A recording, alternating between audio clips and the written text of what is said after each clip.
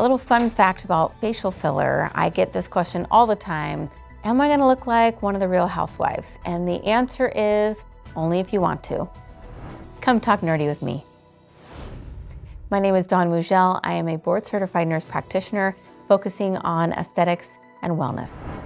Today we are talking about all things facial filler. So I just grabbed a few of my favorite that are always on hand for filler. So first let's talk about what is facial filler. The ones that I have out here anyway are a hyaluronic acid gel. They are really great for replacing volume. So especially with aging, we start to deplete volume in our face, whether it is fat pads that are shrinking or bone recession or fat or tissue loss.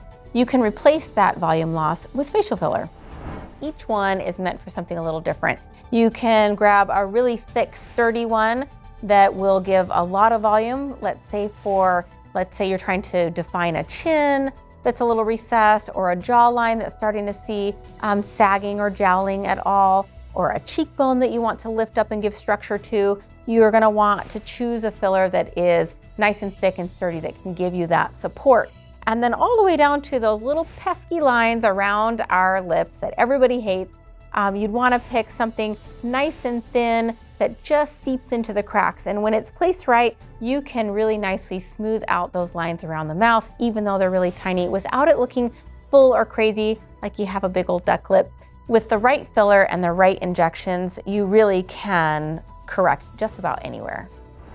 I hear a lot of people saying that they feel like that they look tired, but don't know why, and they look that way even when they've had plenty of sleep. So I will tell you, in my experience over the years, I have found that usually that is coming from our cheeks. Usually we're starting to lose that fat pad in our cheek, which is then kind of starting to droop down a little bit or not have that same cheek apple that we used to have. And when that happens, then we don't have anything supporting that tear trough ligament anymore, and it starts to droop down. And as that droops down and the cheek starts to look flattened, we can have a tired or a more aged appearance. So if I was going to address someone's cheeks, my personal favorites are these two here.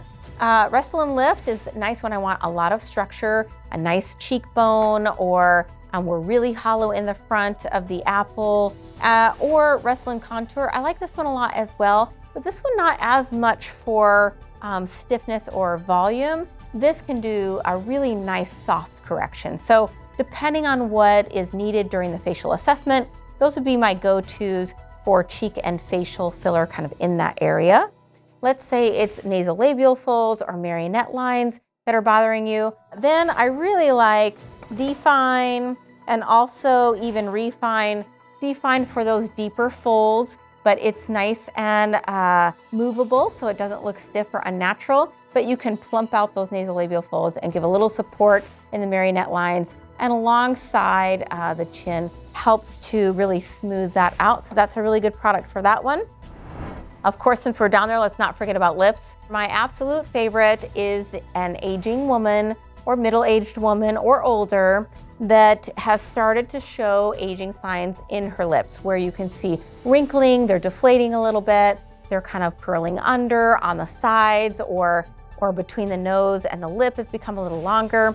I really like either Wrestle and Refine or Silk. Now, Silk's been around for a while. I know some people love it and some people don't because it is pretty known for swelling, but I will tell you, it is one of my favorite because it reminds me of just like pouring something into a crack and it kind of just filling it really beautifully. So if you can handle a little bit of swelling, this one is my favorite. But if you say, no way, I don't want swelling, I just want you to fill the little fine lines, then Refine would be my very, very close second. And I know we're talking about facial filler, but I have to at least mention Sculptra. And it is because although it is not a filler, it is injected very similar as a filler is injected, but it is collagen. And collagen is what is going to keep your face young and kind of freeze that aging clock. So there are so many options to reverse the clock and anti-aging and preventative. Things to consider when you're preparing for your facial filler treatment. You want to try to avoid any type of blood thinner. So fish oils, certain vitamins, Motrin, ibuprofen. Of course, if you're on any medication that's a blood thinner, You'll want to approve that with your physician that's following that. And the reason is because those just increase your risk of swelling and bruising. Things you can do to try to mitigate some of that bruising and swelling: you can get arnica. It's over-the-counter homeopathic, and it helps to reduce bruising and swelling. You can start that a couple days before your treatment and continue it for a couple days after your treatment. You can also do bromelain, which, if you don't want to take the supplement, that is also found in pineapple, and that helps to reduce inflammation and bruising as well.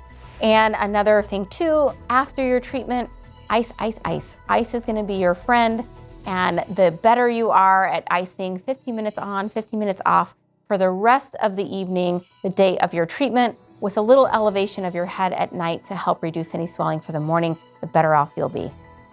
Be sure to tune in next time. I gave you a little sneak peek about one of my favorites, and it's Sculptra, and that is putting collagen back in your face. So until next time, come talk nerdy with me.